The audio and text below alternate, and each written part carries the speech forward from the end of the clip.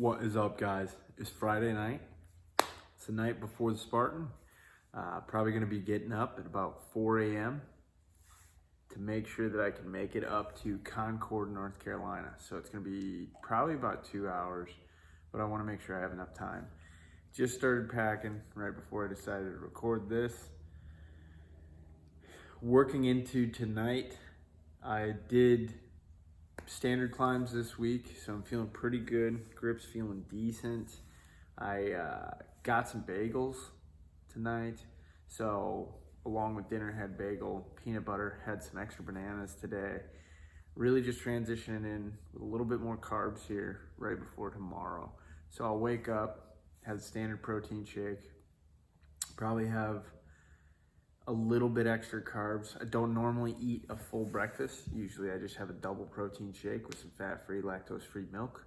That's really my breakfast champions to make sure, boost up my protein intake for the day and kind of make the rest of the day pretty casual. Yeah, I eat like a robot, which makes it super simple.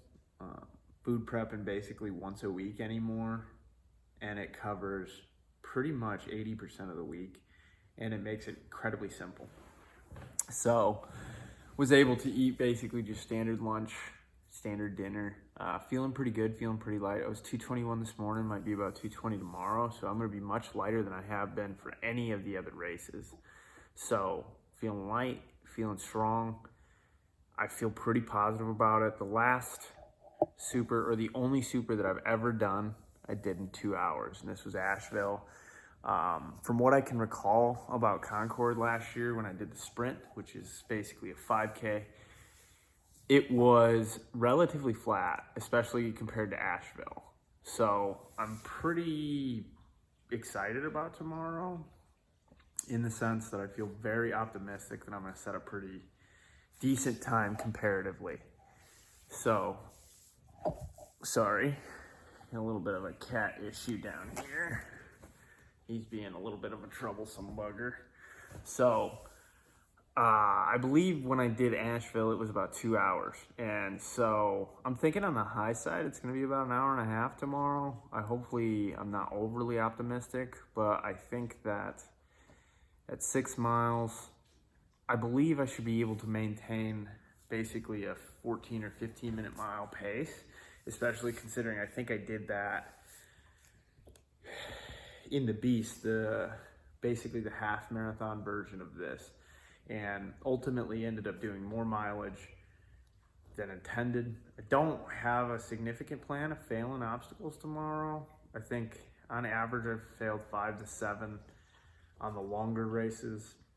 My grip is feeling really good, and I think rock climbing is going to pay off with regards to that. Couple key concerns that I do have going into the race. I'd say probably didn't do enough hills.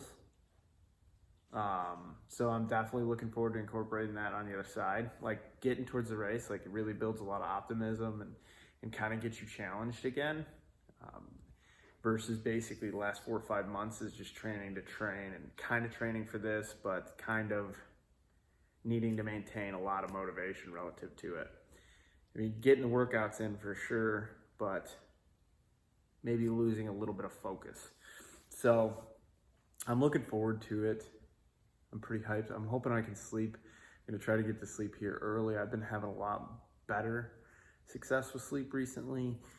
A lot of that has to do with focus, which I'm gonna talk about in a minute. But moving into tomorrow, like I said, I'll wake up, have the double protein shake, double scoop protein shake, have a bagel with some peanut butter, probably have a banana, take some goos with, which is just an energy gel. Have one of those to start the race and one of those probably about an hour in. And fingers crossed, I'll break an hour and a half. So I look forward to really setting it and seeing what it's gonna be. Look forward to the obstacles tomorrow.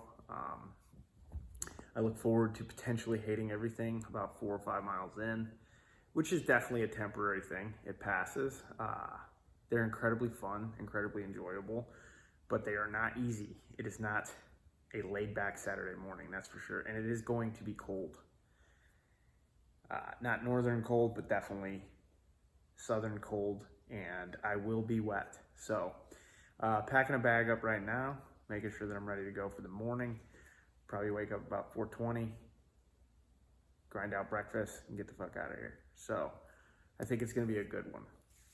That being said, I wanted to talk a little bit about focus in a couple regards. Like I said, I think I talked a lot about presence in the last 30, 40 days in starting this video series, and something that I've been really working on. And I think something that's been really helping me feel a lot more present and in the moment is to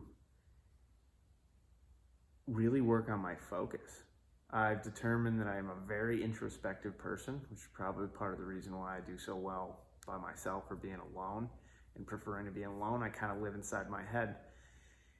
And getting out of my head or getting into the moment and getting into the parts where I'm at is living in the present and not living in the past or living in some imagined future. And really, it's an imagined past too, because you can't trust your memory. I heard a very good anecdote, whether it's true or not, it kind of makes sense, is that every time you access a memory, you deform it. Like you change it, you end up changing it. Or chipping away at it, I think, is another good way to think about it. And it's probably abundantly true. Like wherever your mental state is at a given moment when you recall a memory, it probably puts a little bit of a filter on it, a little bit of a different tint, a little bit of a different hue. But now back to focus, is just understanding is like when I find myself stuck in my head and I'm really trying to be a little less anxious or a little bit more grounded, is focusing on everything around me and making sure that wherever I'm at in my head, it's not somewhere else. It's not a past memory or moment or a past place. I'm not reliving moments with other people. And I'm not forecasting theoretical moments in the future or theoretical places like trips that I have down the road or a difficult challenge I might have to face upcoming at work or preparation for a big meeting or a presentation or anything like that. It's not being in the future, which isn't real, and not being in the past, which pretty much isn't real either. You definitely could probably argue with the reality aspect of it, but the only thing that's really real and the only thing that's guaranteed and the only thing we have now is now, this present moment. That's a Stoic thought that I really have connected with. And so I've liked the idea of interrupts. When you find yourself in another moment, interrupt yourself and bring yourself back. So another tip to do so is to see everything in your peripheral and be fully in and wherever you are. Try to understand all the sights and sounds and the smells and just be there. And it might seem crazy, it might not be something that you struggle with, but for me, it's been a significant struggle. And so I wanted to share what's been working for me and what's helpful for me. And if you are similar, then I hope it is also helpful for you. So I look forward to the race tomorrow. I look forward to being able to report out on the results. And hopefully it's kick-ass. Hopefully I come back all fingers, toes, and no broken bones. So have a good night.